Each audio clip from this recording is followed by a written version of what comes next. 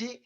Así que en este momento, quiero que vayas conmigo, por favor, a Segunda de Timoteo capítulo 1. Segunda de Timoteo capítulo 1, para comenzar a explicarte lo que quiero hoy transmitir a tu vida. Segunda de Timoteo 1, 5, 6, y le voy a pedir el favor a mi esposa que nos acompañe con este texto. Por lo cual te aconsejo que avives el fuego del don de Dios que está en ti por la imposición de mis manos, 5 y 6. trayendo a la memoria la fe no fingida que hay en ti, la cual habitó primero en tu abuela Loida y en tu madre Eunice, y estoy seguro que en ti también. Muy bien. Aquí algo clave. Pablo hablaba de fe fingida. Hay una fe que es fingida y hay una fe no fingida. Hay una fe falsa y una fe verdadera. ¿Qué clase de fe nosotros tenemos? Ese es un punto especial que hoy quiero tratar y quiero dilucidar para que podamos nosotros pasar a otra dimensión en cuestión de fe.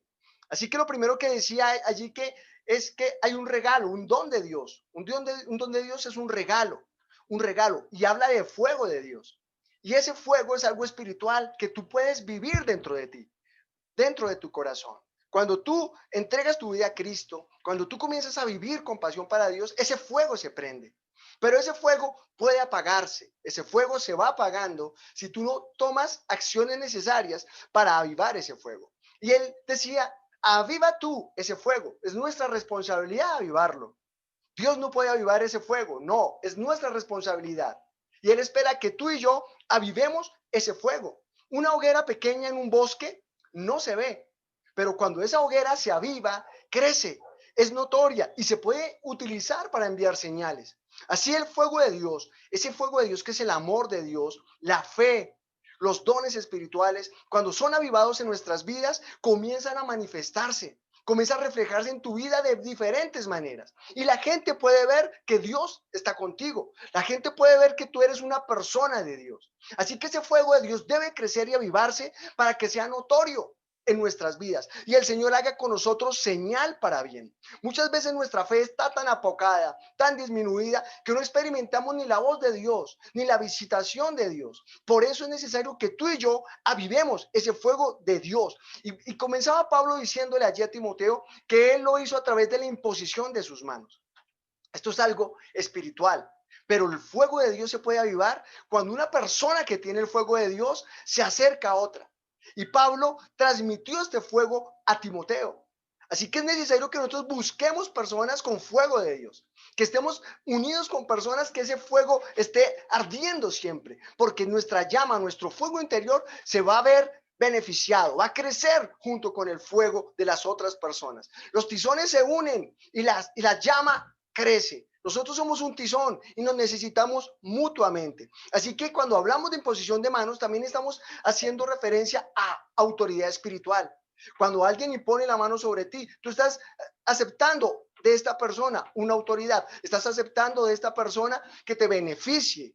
Entonces, allí está hablando que nosotros, cuando nos sometemos, cuando nosotros reconocemos una autoridad espiritual, vamos por el camino del crecimiento espiritual. Vamos por el camino de avivar nuestro fuego interior, el fuego del amor de Dios.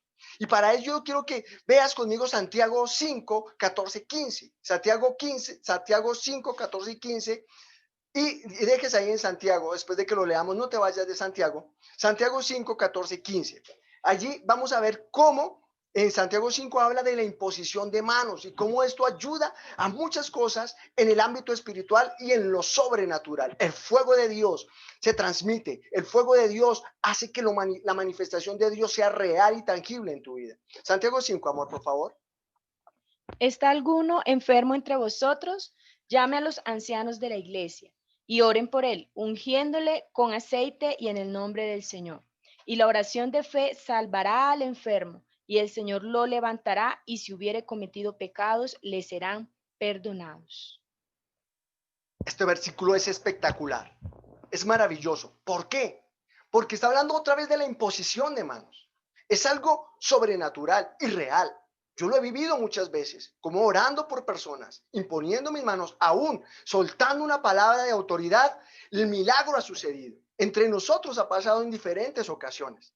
Así que llame a los ancianos de la iglesia, dice ese versículo. Entonces la pregunta para muchas personas que creen en Dios, para que tú les compartas esta verdad es, ¿cuáles son los ancianos de tu iglesia? En un momento de enfermedad fuerte, en un momento de enfermedad donde tú estás perdiendo la batalla, ¿a cuál anciano puedes llamar? Y cuando la Biblia habla aquí de ancianos, no está hablando de gente vieja, de gente de edad avanzada, no, está hablando de las personas que tienen un liderazgo dentro de la iglesia, de personas que tienen llevan la delantera en el camino espiritual, en las cuales uno puede reconocer que tienen una comunión, una relación con el Señor Jesucristo. No es algo ficticio, no es algo etéreo, no, es algo concreto, palpable y se puede ver en sus vidas. Así que para ustedes en la comunidad de medicina no pueden contar con nosotros.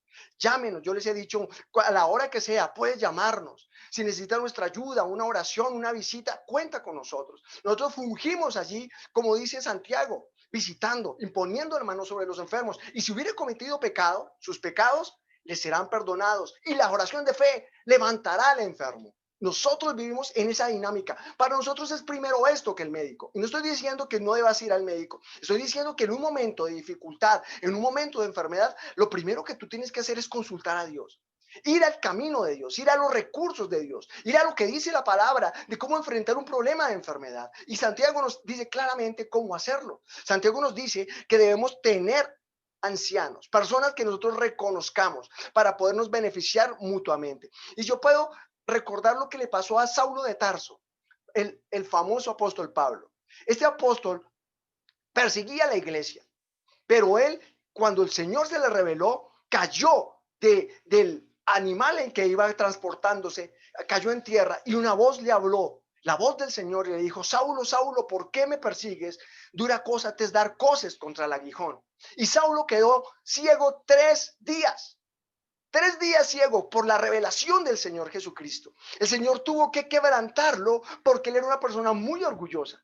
Él creía que tenía la razón y creía que tenía tanto la razón que perseguía a la iglesia de Jesucristo en nombre de Dios, pensando que le estaba sirviendo a Dios, cuando estaba totalmente equivocado. Pero llegó Dios y llamó a un cristiano común y corriente llamado Ananías.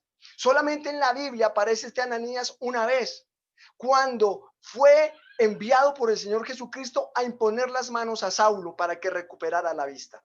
La pregunta es, ¿Dios no podía haber sanado a Saulo él directamente, así como le quitó la vista, regresársela? La pregunta es, claro que sí, él podía haberlo hecho, pero ¿por qué usó a Ananías? ¿Por qué tuvo que hablar con un cristiano común y corriente que no era famoso, no era una persona de renombre, era un cristiano como tú y como yo? Era una persona tal vez inmadura espiritualmente, un recién convertido. Y fue a visitar a Saulo por orden del Señor Jesucristo. Y le dijo: el Señor Jesús me ha enviado a ti para que recuperes la vista. Ananías impuso sus manos sobre Saulo y él recuperó la vista. ¿Qué le enseñó Dios a Saulo en ese momento? Que nos necesitamos mutuamente, que para crecer espiritualmente nos necesitamos mutuamente, para avivar el fuego del don de Dios en nuestras vidas nos necesitamos mutuamente. Cuando tú crees que puedes tener una comunión con Dios a solas y no necesitas nada más, vas por el camino del orgullo espiritual. Eso es orgullo espiritual. Nosotros necesitamos ser humildes y reconocer que nos necesitamos mutuamente y necesitamos padres, mentores espirituales, ancianos que nos apoyen en el crecimiento. Muchas veces creemos tener la razón, pero cuando nosotros sometemos nuestros pensamientos, nuestras decisiones al filtro de un consejo con la sabiduría espiritual de la palabra de Dios, podemos evitar cometer errores. A veces pensamos que ese es el camino. No sobra un consejo a la luz de la palabra de Dios. Así que esto nos da crecimiento y hace que la fe se eleve, que la fe crezca. Así que yo quiero que nosotros hoy veamos algunos puntos que nos hacen ver que cuando tenemos fe fingida. Todos los cristianos pasamos por momentos de fe fingida. Yo he pasado por muchos momentos de fe fingida. Y sé que a ti también te ha pasado lo mismo o estás en este momento en esa fe fingida. Pero debemos salir, debemos sacar de nuestras vidas esto para que la manifestación de Dios se haga real y evidente en nuestras vidas. O sea que lo primero que quiero decirte es que la fe fingida, el primer síntoma es que se alegra en lo de Dios. Nosotros nos alegramos en las cosas de Dios, en esta palabra, en adorarlo, pero al rato nos desanimamos. Al rato se nos va la esperanza, la fe se nos esfuma. Allí hay un momento, hay fe fingida. Tú lo crees en el momento, pero al rato lo estás dudando. Allí es un síntoma de fe fingida. Otro momento de fe fingida es cuando tú repites la Biblia mecánicamente, pero no la sientes. No te estás apropiando de esa verdad. Entonces de pronto dices, pero seamos realistas. Esta palabra está en boca de muchos cristianos. Estamos hablando de cosas de fe, de conquistas, de que Dios nos va a bendecir, pero dice, seamos realistas. Y con esta frase matan el milagro, matan la manifestación de Dios. Le dan más importancia a las circunstancias que al poder de Dios.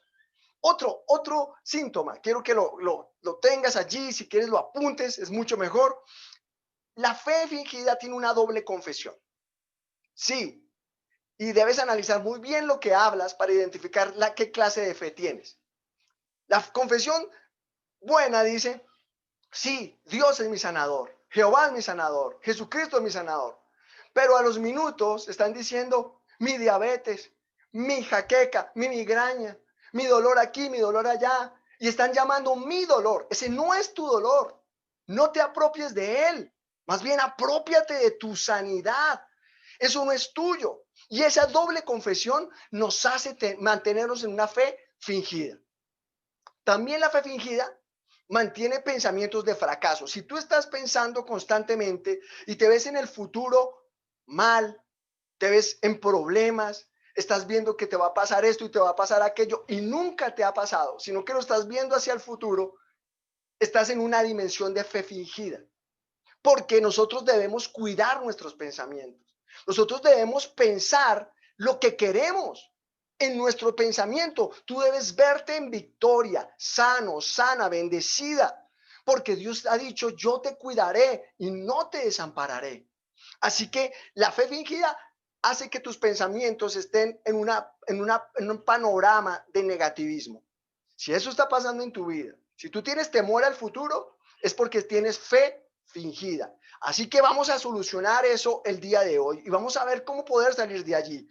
También la fe fingida da demasiada importancia a los médicos, a los economistas, a las noticias, a los expertos del mundo. Da más importancia a las noticias que a lo que dice la palabra de Dios, a las noticias del cielo, a las buenas nuevas, porque evangelio significan buenas noticias. Las buenas noticias están en la palabra de Dios, pero la fe fingida opaca las buenas noticias del cielo por las malas noticias que tú ves en la televisión, por las malas noticias de los expertos, del médico. ¿Sí? Imagínate a Abraham diciéndole a Sara, mi amor, seamos realistas. Tú ya estás muy viejita, ya te llegó la menopausia. ¿Ya qué promesa de Dios? Imagínate a Abraham diciéndole a Sara, seamos realistas. No, el hombre que tiene fe verdadera, por encima está la palabra de Dios, que a las circunstancias, a lo que esté viviendo o esté sintiendo.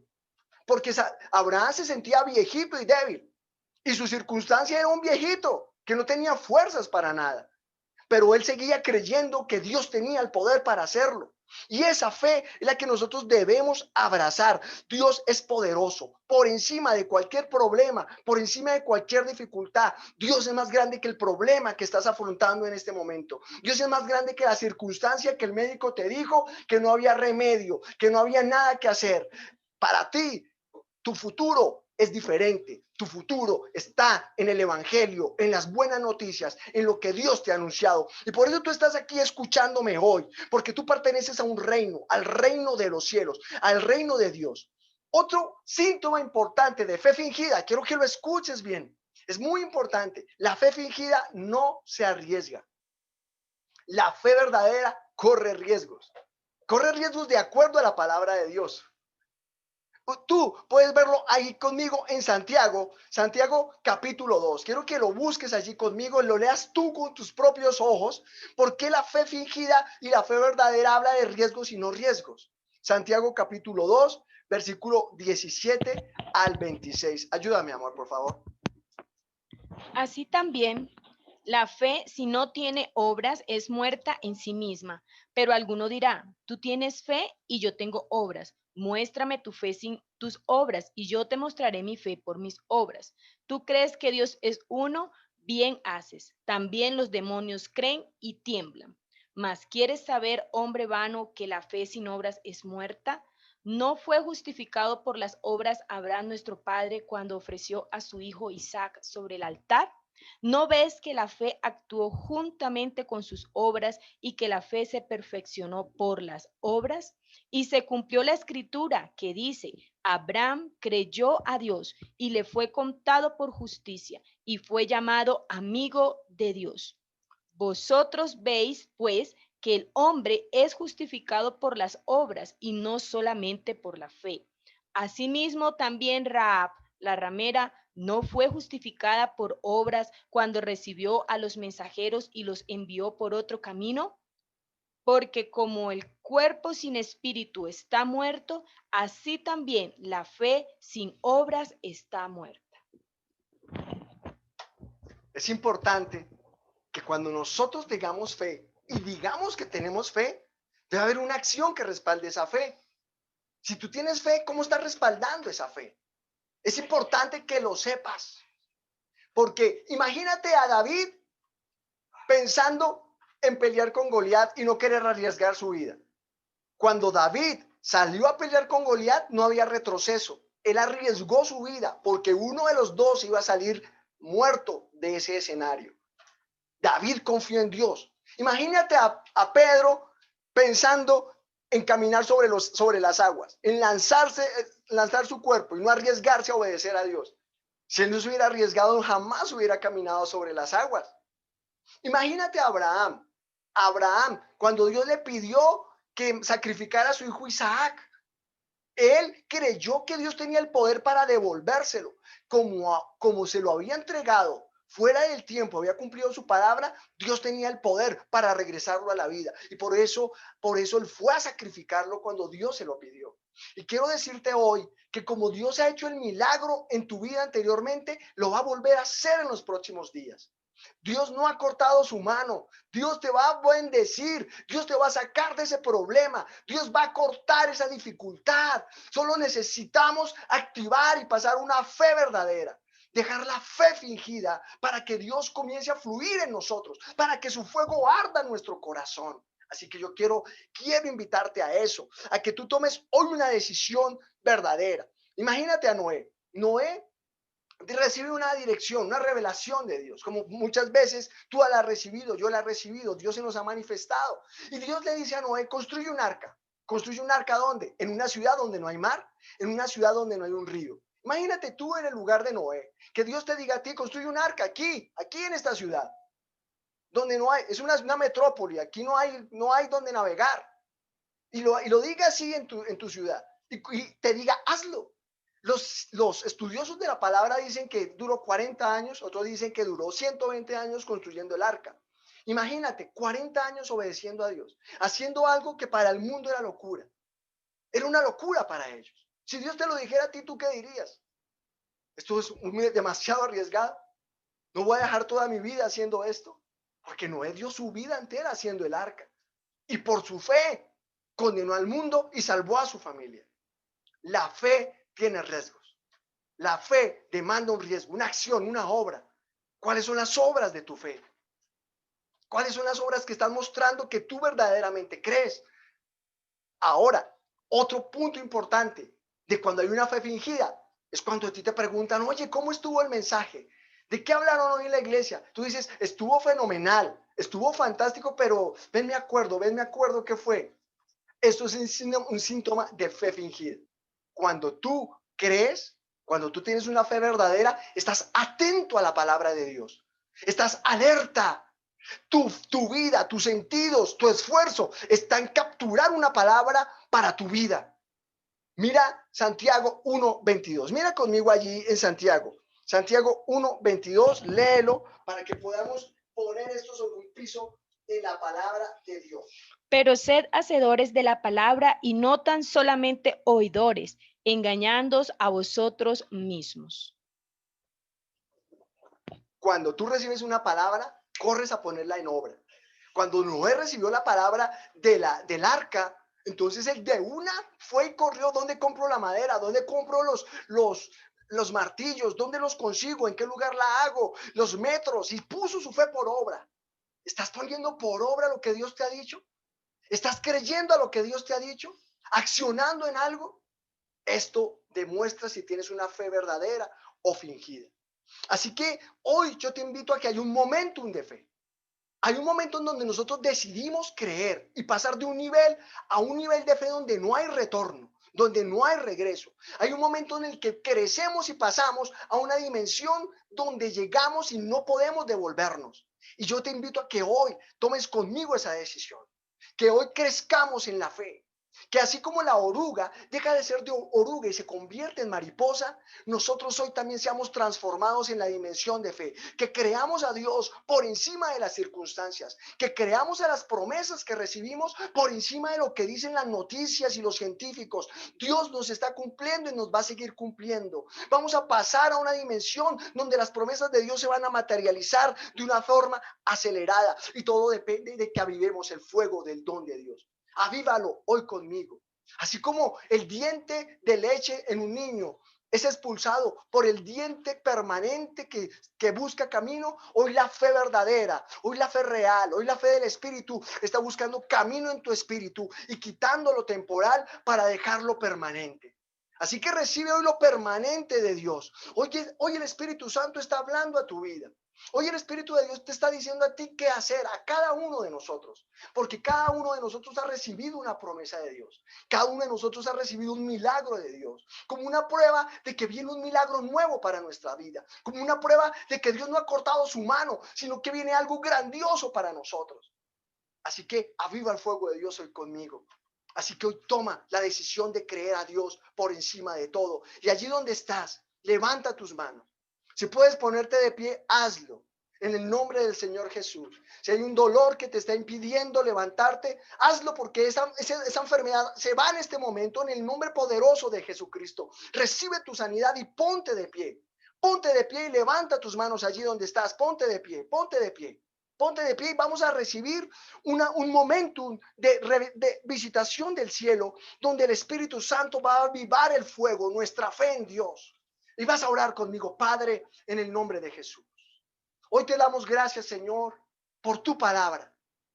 Gracias, Señor, porque nos has dado un fuego, un don, un fuego que queremos que se avive, bendito Dios. Guíanos, Señor, a hacer lo que sea necesario para que ese fuego tuyo crezca en nuestras vidas. Queremos que el fuego tuyo arda con tanta intensidad, Señor, que sea notorio, que las gentes a nuestro alrededor, familia, amigos, conocidos, compañeros de trabajo, sean tocados por tu fuego. Díselo ahí, díselo en este momento. Señor, aviva tu fuego en mi corazón. Díselo, Señor, aviva tu fuego en mi vida. Necesito que tu fe crezca. Perdóname, Señor, por aceptar la fe fingida, por dejarme engañar a mí mismo. Y hoy, en el nombre de Jesús, decido creer a tu vida, a tu palabra. Decido creer en tu poder por encima de las circunstancias, por encima de lo que dicen las noticias, Señor. Tu palabra son las buenas noticias, tu palabra es verdad y tu palabra permanece para siempre. En el nombre de Jesús, hoy, con la autoridad de Cristo, reprendo todo espíritu que ha querido sembrar incredulidad y temor en los corazones. En el nombre de Jesucristo, hoy te reprendo toda enfermedad, dolor, achaque, dolencia que ha tocado los cuerpos. En el nombre de Jesús, sale fuera de estas vidas, fuera de todos los que me están viendo. En el nombre de Jesucristo, hay sanidad sobre tu vida, hay milagros financieros que están a punto de tocar tu puerta. Decláralo, créelo, alégrate y mírate en el futuro siendo bendecido. Gracias, Espíritu Santo. Tócalos más, Espíritu Santo. Te amamos. Gracias. Gracias, Señor Jesús, por lo que acabas de hacer. Te adoramos y te bendecimos. Recibe esta palabra. Eres bendecido, eres bendecida. Y recuerda, Crean en grande. Esperen en grande. Porque Dios es grande. Hasta pronto.